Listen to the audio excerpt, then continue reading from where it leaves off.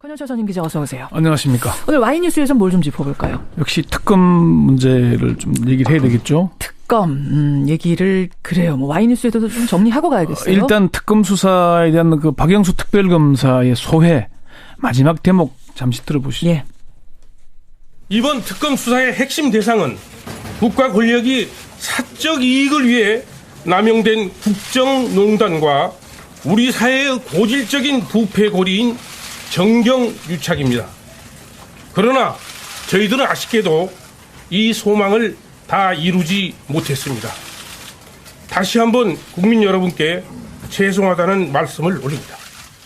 소망을 다 이루지 못했다. 네. 이게 이제 얘기인데 사실은 특검이 고생 많이 했죠. 많이 했죠. 성과도 많이 거뒀고 검찰에게 수사는 이렇게 하는 거다. 한 수를 보여주기도 했고요. 맞습니다. 이게 국민들에게 많은 위로와 참 믿음을 줬죠. 예, 그래요. 그래서 네. 오늘 와이뉴스에서는 그 특검 이야기 중에서도 어느 부분을 좀 파고 들어가 보는 건가요? 뭐 나머지 얘기들은 계속 나왔던 얘기들이고요. 예.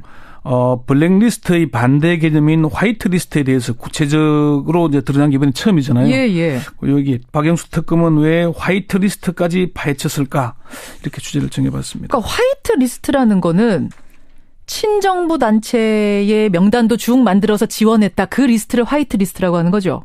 그렇습니다. 정부가 지원하고 관리하는 특정 단체들의 명단 이렇게 얘기하는 겁니다. 이게 이제 어느 정도냐면은 정부 특검 수사 결과에 이 청와대 정무수석실 관계자들이 2014년부터 2016년 10월까지 정경련에게 특정 단체를 찍어서 통보를 합니다. 이 단체는 얼마 주라, 이 단체는 얼마 주라.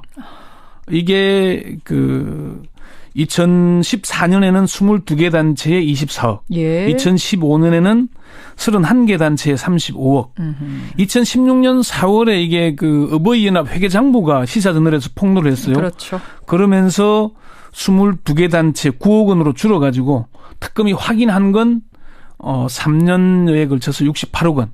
이게 드러난 겁니다. 그러니까 블랙리스트로 명단 쭉 만들어서 여기는 지원하지 말아라가 있는가 하면 또 화이트리스트 명단 쭉 만들어서 여기는 지원해줘라. 이렇게 된 거예요. 그렇습니다. 그럼 이 화이트리스트에 들어있는 명단의 그 단체들은 어떻게 되는 단체들입니까? 이 단체들이 주로 일각에서는 보수라 이름을 쓰는데 보수도 아니죠. 저는 극우 친박 단체다 이렇게 표현하는 게 맞을 것 그래요? 같고. 예. 그게 우리가 대체로 아는 어버이연합, 엄마부대, 애국청년연합 무슨 그런 등등의 단체들입니다. 그래. 근데 최순실 게이트가 본격화한 이후에도 청와대가 이들 극우 친박 단체들하고 계속 통화했다는 사실이 또 드러났어요? 그렇습니다. 이게 이제 가장 핵심은 사실은 이들 극우 친박 단체들이 세월호 반대 집회에 동원되었다는 거 이게 핵심이잖아요. 그렇죠. 그 부분이 이제 왜 드러나냐면은 청와대 정무수석실에서 2014년 상반기는 12개 단체만 지원을 요구를 했거든요. 그러다가 하반기에 10개 단체를 더 추가합니다. 또 2015년에 9개 단체를 또 추가해요.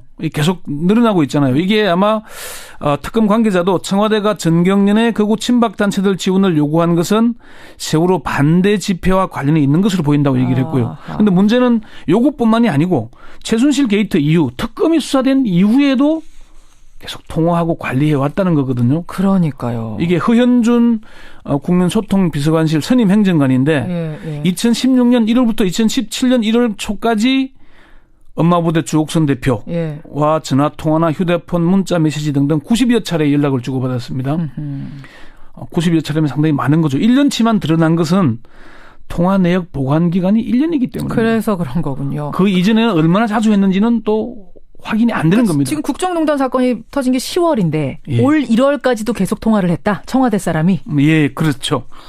그래요. 그뿐만 아니고 지금 박찬성 반김 국민회의회 대표, 장기정 자유청년연합 대표, 신혜식 신의한수 대표 등과도 자주 휴대폰 연락을 한 사실이 확인됐는데 문제는 이들이 지금 특검 반대, 탄핵 반대 시위를 주도하고 있는 단체들이라는 거거든요. 그러네요. 결국은 극우 친박 단체들이 대통령 탄핵이나 특검 수사 반대 집회에서 활동하고 있는 건 청와대가 지금까지 거기에 관여하고 있는 게 아닌가. 이걸 보여주고 있는 대목이죠. 극우 친박 단체들에는 얼마나 지원이 됐는지도 좀 구체적으로 밝혀졌습니까? 예. 특검은 정경련이 단체별로 얼마나 지원했는지 구체적인 내역을 확인했습니다. 지금 특검이 확인한 것만 해도 2014년에 어버이연합회에 가장 많은 3억 7천만 원. 3억 7천 1년에. 예. 그리고 선진화 시민행동에 3억 2천여만 원. 애국단체 총연합회에 3억 원 등이 지원된 것을 확인을 했습니다. 어버이연합 추선희 사무총장에게 돈을 받았냐 확인을 했더니 부인하진 않고 노인들 무료 급식과 나눔 행사에 사용했고 안보 견학에 다녀왔다. 이렇게 인정을 했고요. 그래요? 특검과 정경련 검찰 등에 따르면은 특검은 정경련과 청와대 관계자들에 대한 수사에서 단체별 구체적인 지원 금액을 상세하게 파악을 해서 검찰에게 자료들을 모두 넘겼다고 합니다. 그러니까 청와대가 민간 단체인 정경련에 이렇게 지시를 하는 것 자체가 일단 불법 아닌가요? 그렇습니다. 특검에서는 청와대가 정경련에 대해 정경련이 일단 민간단체잖아요. 사단법인이니까. 그럼요. 의무 없는 일을 하도록 했으니까 직권 남용이 되고 또 강요죄가 될 수 있다고 봤습니다. 그래서 블랙리스트 수사를 하면서 화이트리스트 수사를 변경했다는 겁니다. 그렇게 되는 거군요. 그렇지만 정경련과 이 극우 단체들을 직접 접촉한 허현준 선임 행정관은 입건조차 하지 못했습니다. 입건조차 하지 못했다? 그렇습니다. 왜요? 허현준 선임 행정관이 주로 이 극우 단체들하고 연락도 하고 정경련에 연락을 했는데 화이트리스트가 특검의 수사 대상으로 분류되어 있지 않기 때문입니다. 특검은 할 수 있는 게 딱 정해져 있으니까? 14가지가 정해져 있는데 그렇군요. 특검의 한 핵심 관계자는 허현준은 아직 입건조차 못했다. 특검법 수사 대상인지 논란이 될 수 있어서 입건하지 않고 검찰의 수사 기록을 모두 넘겼다. 이렇게 얘기를 했습니다. 허 행정관이 왜 지난해 1월 26일 특검에 소환됐지만 소환에 불응했잖아요. 불응했습니다. 이게 허 행정관에 속한 정무수석실 산하 국민소통 비서관실이 블랙리스트를 만든 곳입니다. 허 행정관은 어버이연합을 부추겨서 관제 시위를 하도록 한 혐의로 이미 검찰에 고발돼서 조사를 받은 적도 있습니다. 그래요. 그 윗선은 김기춘 실장하고 조윤선 수석인 거죠? 그렇습니다. 김기춘 비서실장과 조윤선 정무수석인데 이들은 특검 조사에서 모르쇠로 일관했다고 합니다. 그렇죠. 김기춘 전 비서실장은 청문회에서 기억나죠? 모릅니다. 기억나지 않습니다. 보고받은 법 없습니다. 이 되풀이했다 그러고요. 조윤선 전 장관도 마찬가지였다고 합니다. 특검 관계자가 조 전 장관은 처음부터 끝까지 기억나는 게 없다는 태도를 보이고 있다. 이런 얘기를 했다고 합니다. 자, 그럼 이 지원된 돈이 어떻게 쓰여졌는지 아까 어버이연합에서는 안보 견학 같다. 나눔 행사에 썼다라고 하는데 특검팀이 밝힌 건 뭡니까? 특검팀은 조사도 못했습니다. 그럼 어디 쓰였는지 우리 끝까지 모르는 거예요? 사실 저도 그게 그 대목이 가장 궁금한데 어버이연합이건 엄마부대건 극우 단체들도 법인으로 등록된 경우는 그렇게 많지가 않습니다. 그렇지만 지방자치단체에 시민단체로 등록이 돼 있습니다. 그래야 지원을 받을 수 있거든요. 그렇겠죠. 이미 밝혀졌지만 어버이연합은 법인이 아니다 보니까 종교단체나 다른 단체 법인의 이름으로 지원을 받았잖아요. 그래서 경실련이 금융실명제법 위반으로 수사 일을 했거든요. 다만 특검에서는 허현준 행정관뿐만 아니라 이들 단체도 조사를 못했기 때문에 검찰의 몫이 되겠습니다. 결국 검찰이 다 해야 되는 거네요. 이 돈이 어디 쓰였는지도. 특검 관계자는 자금 사용 문제는 검찰이 수사해야 한다.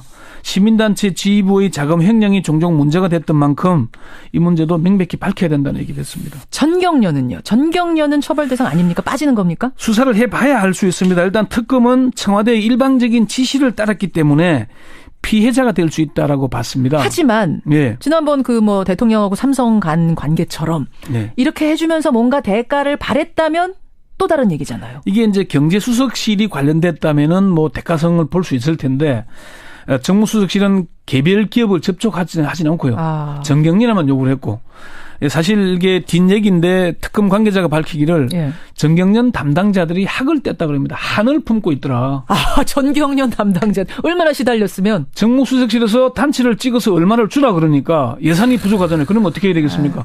개별 기업으로부터 또 돈을 뜯어내야 되잖아요. 뜯어내야죠. 그 역할을 하는 게 그렇게 힘들었다고 속된 말로 우리가 지금 삥 뜯는 역할을 이렇게 계속해야 되느냐 하면서 한탄을 한 거네요. 다만 그 시민단체들에서는 정경련도 처벌 대상 내지는 해산해야 된다는 얘기를 하는데 참여연대 김성진 변호사는 사단법인인 정경련이 목적 이외의 사업을 했고 여론 조작을 하는 극우 친박단체들을 지원해서 공익을 해하는 행위를 했기 때문에 설립을 인가한 산업통상자원부가 설립을 취소해야 한다. 이렇게 얘기를 합니다. 청와대하고 전경련 어버이연합은 사실 고발은 돼 있는 상태죠. 고발도 돼 있고 이미 한 차례 검찰이 조사를 하긴 했어요. 아하. 했는데 지금까지 1년이 다 되도록 아무런 조치를 안 하고 있습니다. 그러니까 그 시사저널 보도 나왔을 그때부터 고발 들어가고 4월, 5월 하긴 한 거예요. 예, 수사를 한 차례씩 뭐 소환하긴 했는데 네. 뭐 적극적인 수사 의지도 없었고요. 민주노총 관계자에 따르면은 한 차례 고발인 조사를 받았는데 그동안 아무런 조치가 없었다 얘기를 합니다. 그래요. 일단은 검찰이 그동안 이걸 방치해왔기 때문에 앞으로 어떻게 할지는 좀 국민들의 따가운 시선이 필요해 보입니다. 그러네요. 블랙리스트 못지않게 여러분 화이트리스트에도 관심을 가져야겠습니다. 권영철 전임 기자 수고하셨습니다. 네.